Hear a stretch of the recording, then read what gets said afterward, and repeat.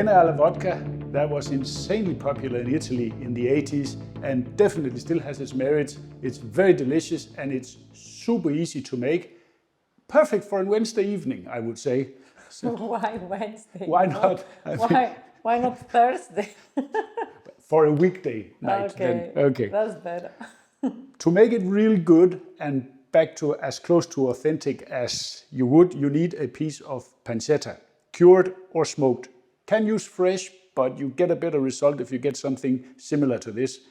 This has skin on, so the first thing we're going to do is we're going to remove the skin because that I am not eating. So off with the skin,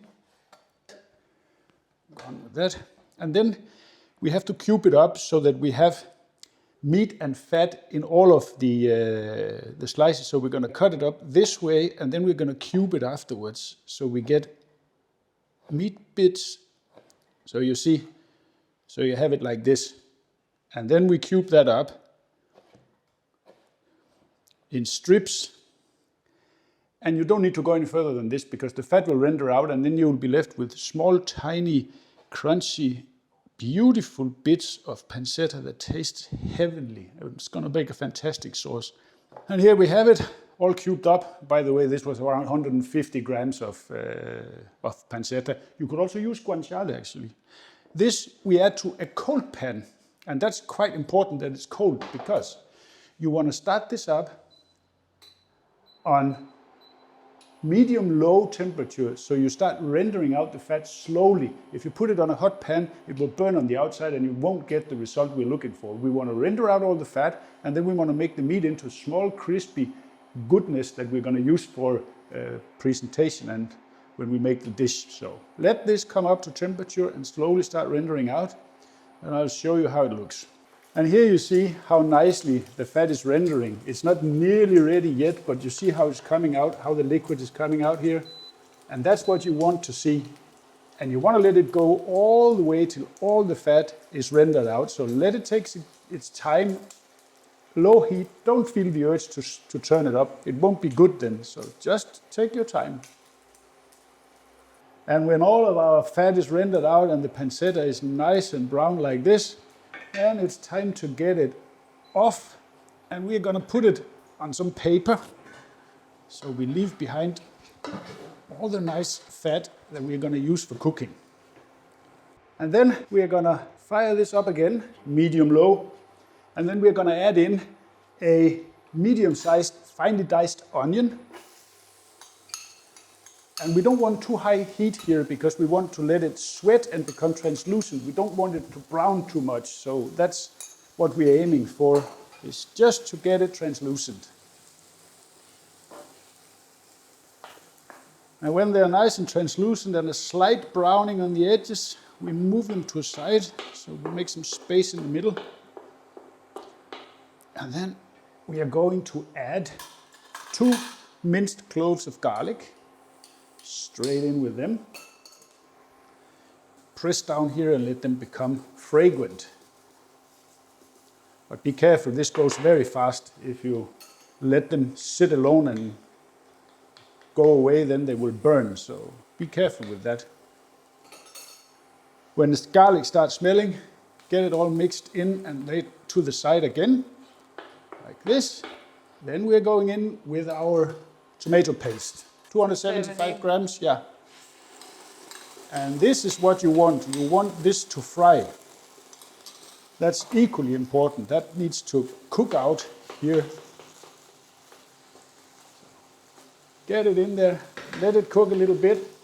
And then we add a teaspoon of red chili flakes for a little bit of heat. We add a pinch of salt. Don't add too much because we will add parmesan later, and that's also salty, but give it a pinch here. And some freshly cracked black pepper. I love this thing. Beautiful copper thing. It is. With Greek characters on it. It's very nice. There we go. And get everything mixed together. I mean, cooking onion in pancetta fat, that just smells fantastic. Give it a good mix here while you're frying it. You want the tomato paste to slightly change color, to become a little bit darker in this. And that will give that velvety tomato kind of effect to the sauce.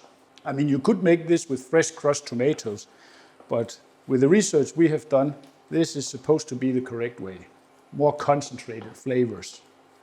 And when it starts getting darker, as you can see here, then comes the à la vodka part of it.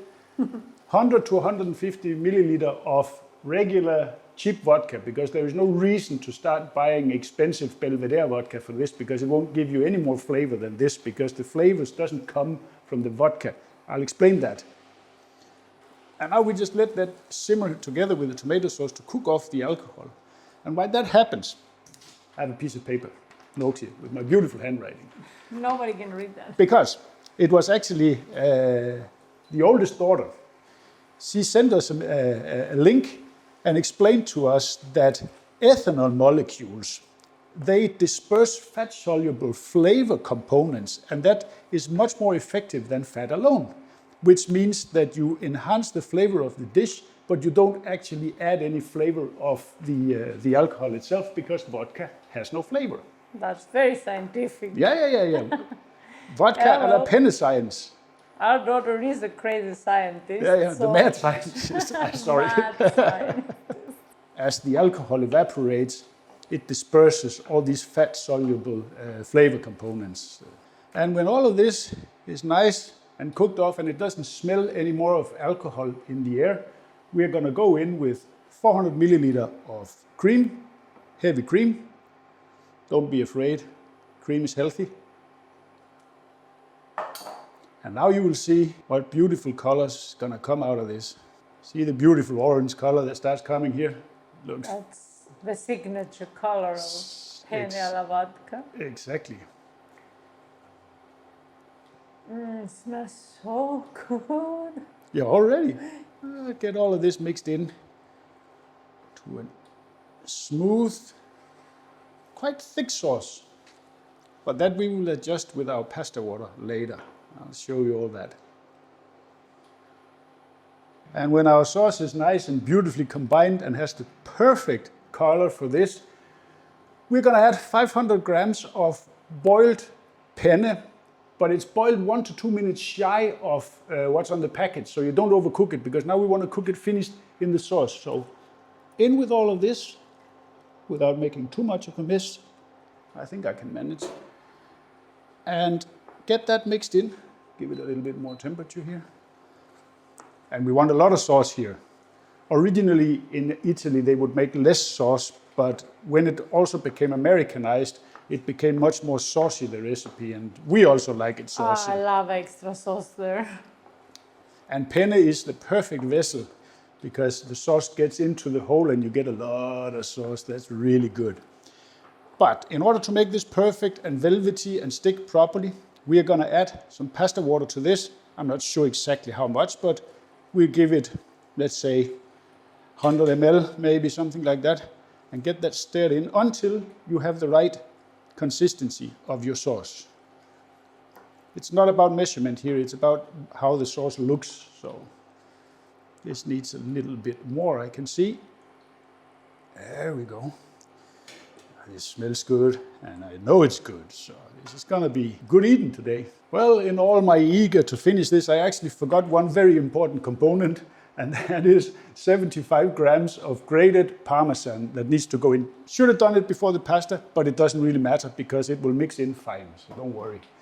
If you forget things, you just add them later. It works perfect. And it melts fast when it's microplaned anyway. You see, it's already gone. Perfect. And there we have it. It smells fantastic and the color is fantastic. I know it's good, but now we're gonna give it a taste test. Penne, crunchy pancetta, little bit of extra parmesan over top. That's a beautiful bite.